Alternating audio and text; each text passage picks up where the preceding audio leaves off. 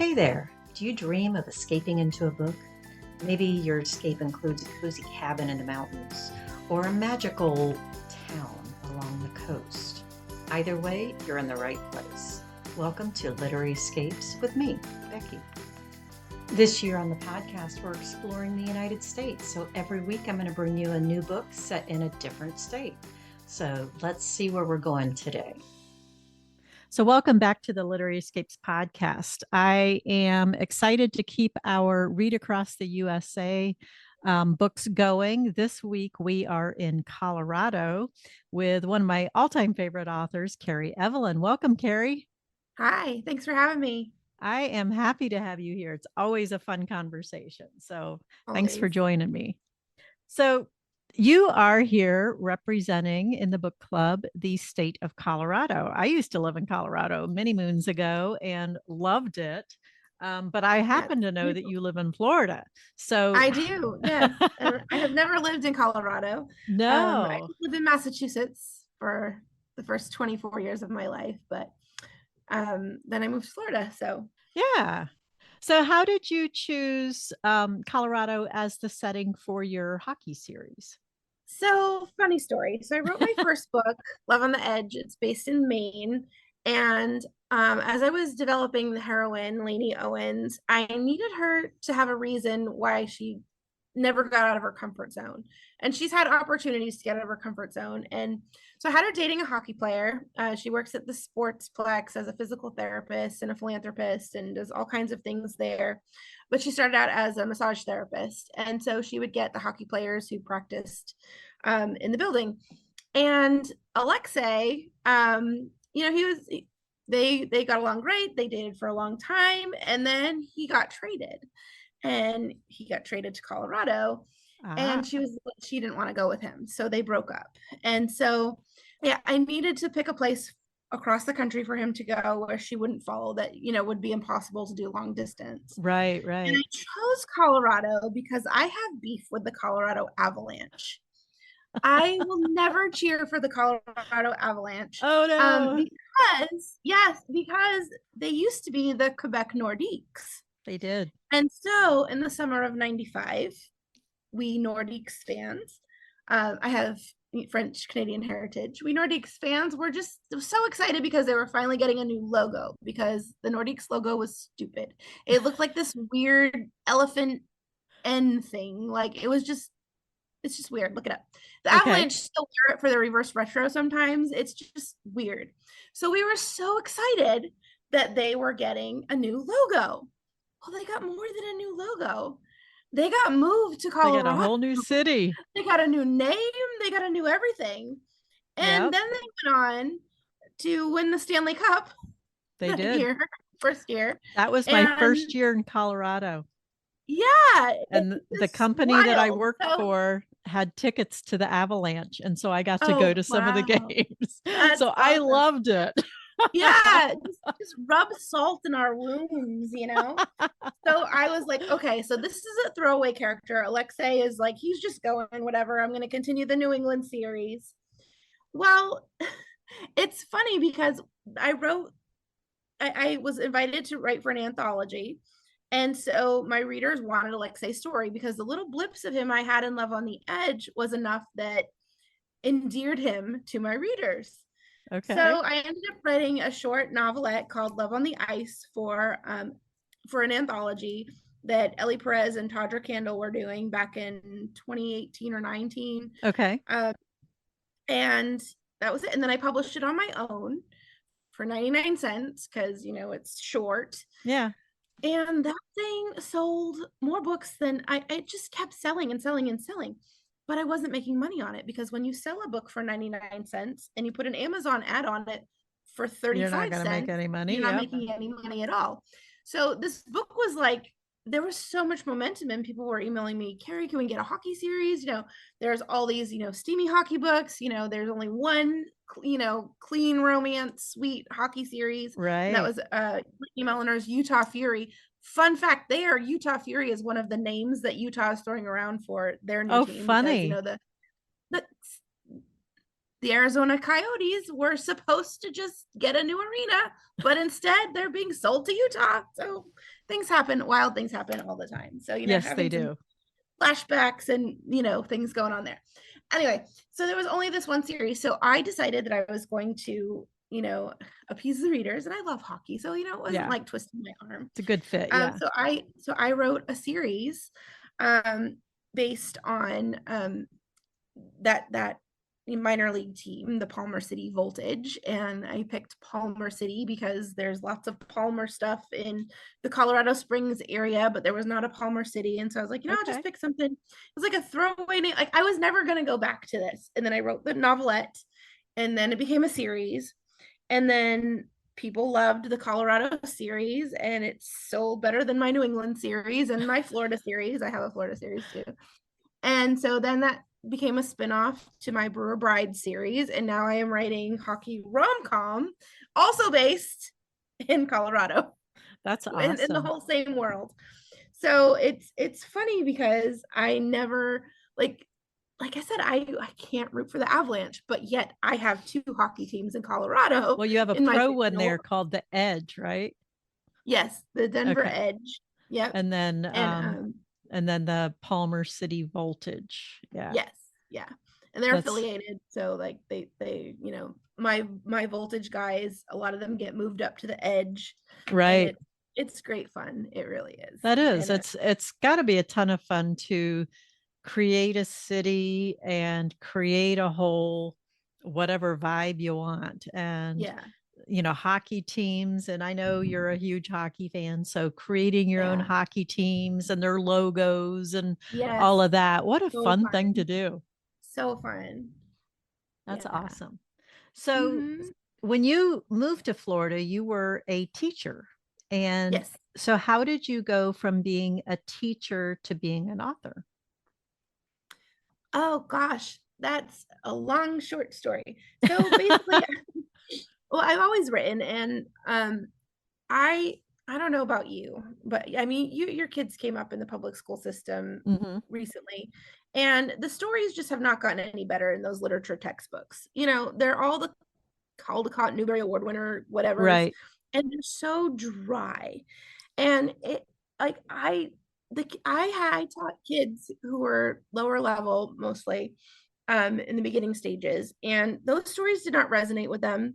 They were inner city or rural. They were struggling to read, so the big words, the vocabulary, it was just a struggle to read some of those stories with them. So I used to write my own stories based on American Girl and Pokemon and horses and whatever they wanted to teach the skills. Like we still did those stories because I had to, because it was part of the curriculum. But in my small groups, like I tailored the stories. I would write basically based on what their interests were. Skill. Yeah. And so that was so fun. And so then time marched on. I had some kids, decided to homeschool, and wrote stories for them, taught them to write stories. And then I don't know, I just thought I would write children's books, but I didn't. And that's so interesting that you didn't. Yeah. I went to this mom conference for moms who are burnt out with Hannah Keeley, who is a Christian mom coach, and it was in Orlando. And my friend was just like, just come for the weekend. It's at the Hyatt Grand Cypress, whatever Regency by Disney Springs. And I was like, weekend away from the kids by myself. Yeah, I'm in. I will be there.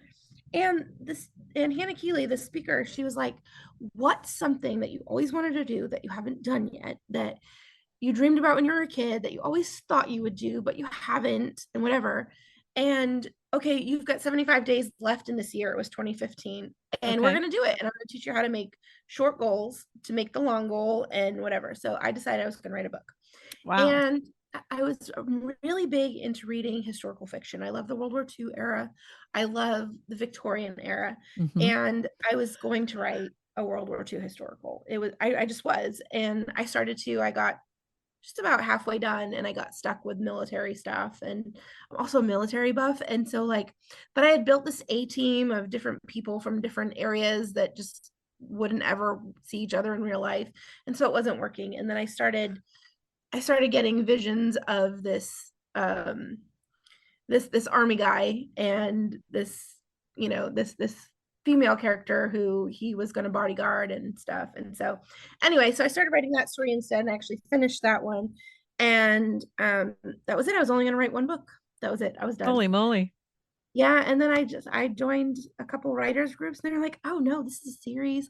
My beta readers were like, you need to write a series. Everyone's like, you need to write a series. So I wrote a series and then I wrote another series and I wrote another series.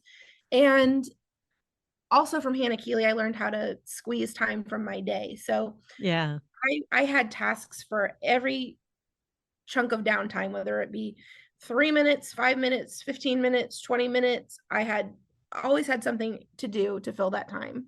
Wow. And even if I was just sitting with one of my kids waiting for them to finish a math problem before I could explain the next one, I was on my phone, editing or making a graphic or, doing a Facebook post, so it's which is perfect for my ADHD-ness. Yeah. I can still be present with my kids and still work at the same time. Like it was just, well, it's and the that's perfect the reality of having kids that you're still very hands-on with. Yeah. You have to multitask and and you also need downtime and self-care and yeah, totally. and now that this hobby has become a business, I find myself needing a new hobby because there's still so much this has become stressful, like the marketing part.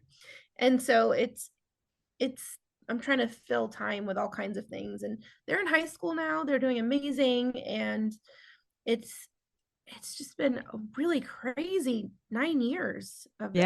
Like it's been nuts. That's cool. I like your story because you didn't go into it thinking it was a business or thinking it was going to be a certain way. You just listened to what people wanted and wrote. So I think that's kind of cool. One book, make an impact, and I think it did.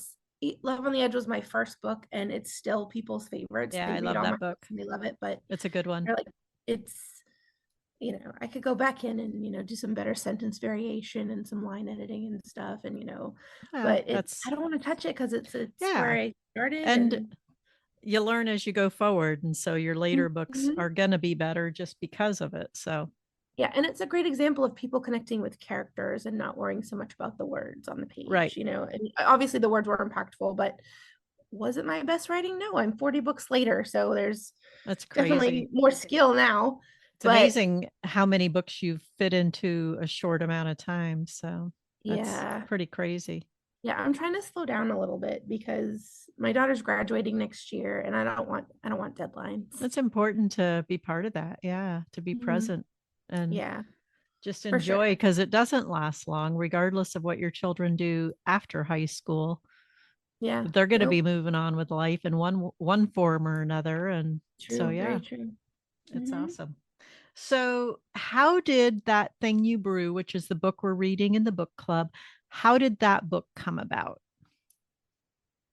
Oh gosh. Okay, so I was originally going to write 5 books in the Palmer City Voltage series. Well, 5 main books. There's 7 stories right now, but I had one more character named Xavier that I wanted to do. Xavier Schwan, and my whole thing is Swan, so like Schwan, Yeah. And the way it went was I got invited to do this big promotion with Elena Johnson and like 100 authors back in 2021 or 22, and Sweet and Swoony. And so the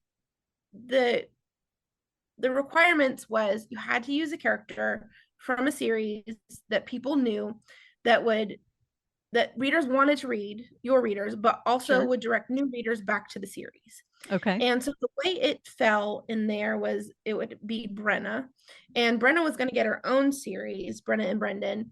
But I ended up, I replaced Xavier with Brenna and Brendan, and then I didn't add Xavier back on. So it's kind of hard to explain it. Okay. So anyway, at the end of this series, I had one character left that I wanted to write. Gotcha. And he was just kind of there. He was just kind of hanging out. And I was like, oh, if I ever do like, another hockey series, I'll put him in it. I even got like a mini hockey stick with his name and number on it and stuff. I did that for all the main characters in the book. And I raffled them off and stuff. That's fun. I still have his because I was like, oh, this character doesn't have a book, but maybe Doesn't someday, have a right? book yet. Yeah. Yeah. So anyway, so he was just there. And then I got invited to the Coffee Loft series and had to be a rom-com. And I was like, you know what? Hockey rom-com is really trending right now. Like Sweet Hockey Romance was starting to trend, but it was really the hockey rom-com that Right. was going. And I was like, okay, well, I know his story, I know who he's with, it's all in my head, right? Yeah. So it just kind of materialized and I wrote it and it was fun and it's got all these micro tropes that are just people love it and it's just so funny. And then there's actually I'm writing the sequel right now too. I And love it's that. Pumpkin Spice Baby. I'm With reading Kara Dagar. I'm reading that Thing You Brew right now. I'm about halfway through and Oh, awesome. enjoying it. Yeah. I love it. I love Xavier and Penny are so sweet. It's a marriage of convenience story, but it's not one Yeah. where you go in like planning to divorce in a year. I hate that so much. I'm like, marriage is it's so important. It's a partnership. It's not respected anymore. And I those stories where it's like, all right, we'll just go in, we'll get some money, we'll save whatever or whatever, and then we'll break up. I don't like that. Like that Okay. bothers me because Yeah. I just don't like it, I'll read it and I'll still love the story, but I just wish that there was more respect for marriage than there is. So I find that a lot of marriages don't work out simply because people give up or Mhm. they're done. They don't work through the hard stuff. And I'm not saying this is every case or whatever, but Right. I Right. know friends personally who would rather give up and try again than work hard to make it work. And there are some deal breakers and things that Right. Right. that you can't work through, but I don't see people like it's just it's so easy Well, to get divorced. we're a very disposable society, Yeah. and it Yeah. it translates into a good chunk of Everything. our lives. Yeah, So it does. yeah. Yep. And I wanted to do it different. So I did.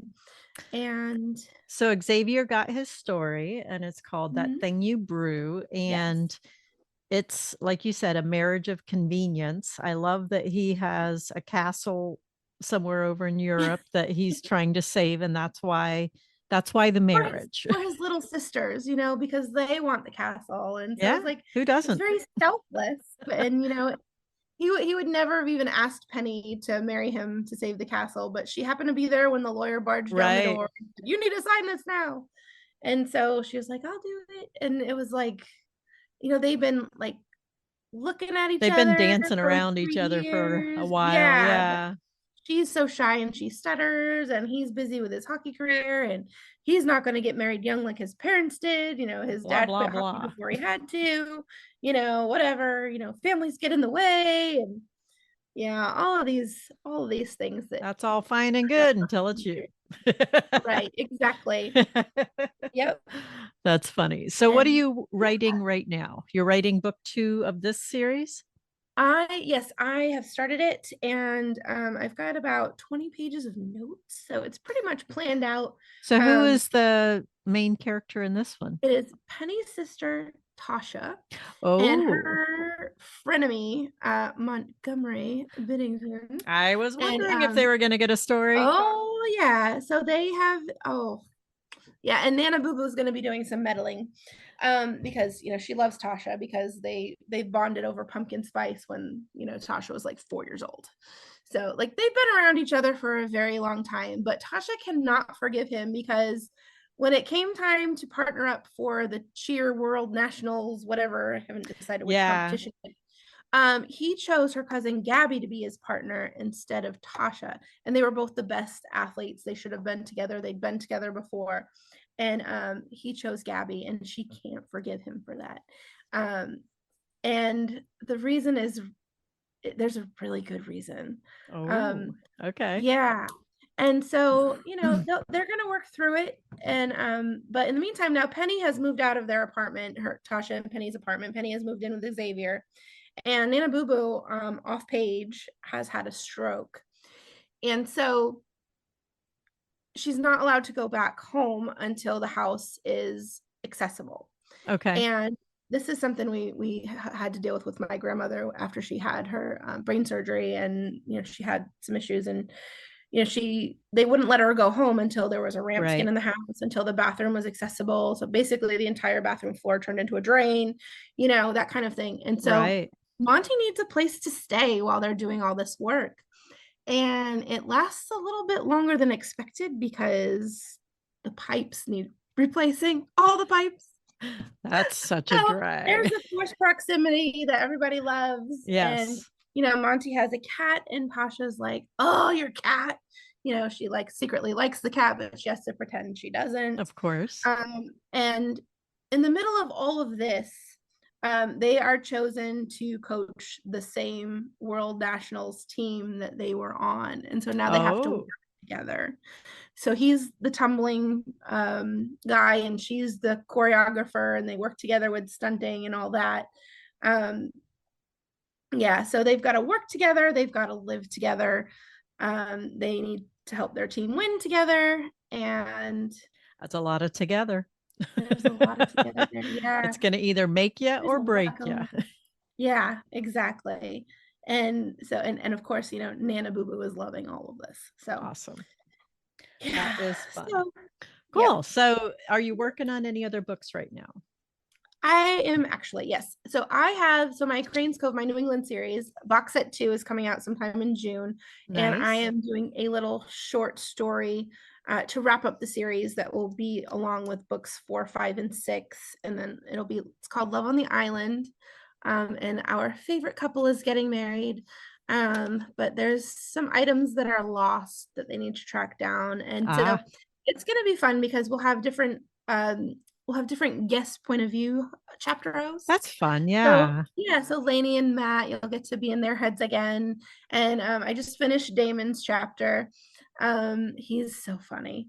And then of course, Caroline and JC will be there, and maybe a surprise guest or two that is unexpected. People that don't have books yet or ever.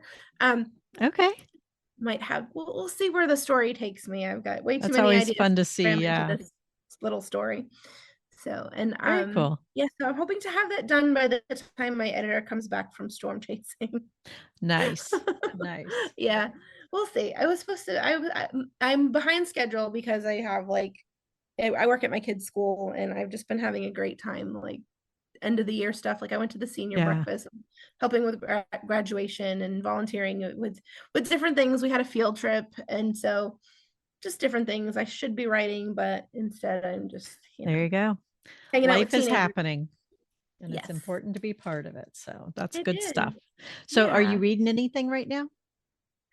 Yes, I actually just finished so Closed Door Romance, Rachel Parker, her husband wrote a book for her. I saw that. Grounds for Impropriety. Oh my goodness. What a cool grand gesture that is, right? He's the coolest book heavy. I just finished it. It was so good. I don't know if you've seen that reality show where they dress up like Pride and Prejudice times and they go back in time, and I haven't seen it, but I've heard of it. So it basically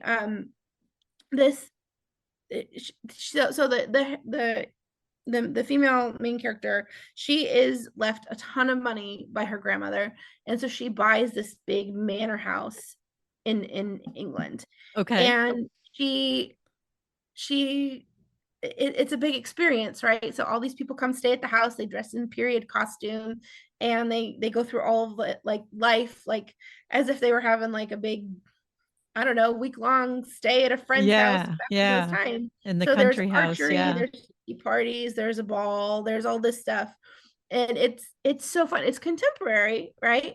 But they're going back in time, and at one point they decide, no cell phones, no electricity, we're gonna cook on the fire, and and the chef's oh, a challenge, yay.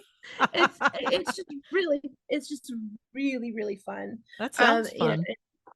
And I don't know, I absolutely loved it. And I also read for nonfiction, I just finished the book Same as Ever by Morgan Housel, and it really, oh man, it was really good. I've been down about some things, people mostly, and just different things with with the way the world is and the Yeah. way book marketing works, and how we just keep spinning our wheels and things keep coming, and you just have to keep adapting. But the book is a reminder that people are the same, Mhm. and it's the same thing that gets people attention now that got their attention 100 years ago. You've got to tap into the story. You have to fill a need that's not being filled in order to sell Right. something.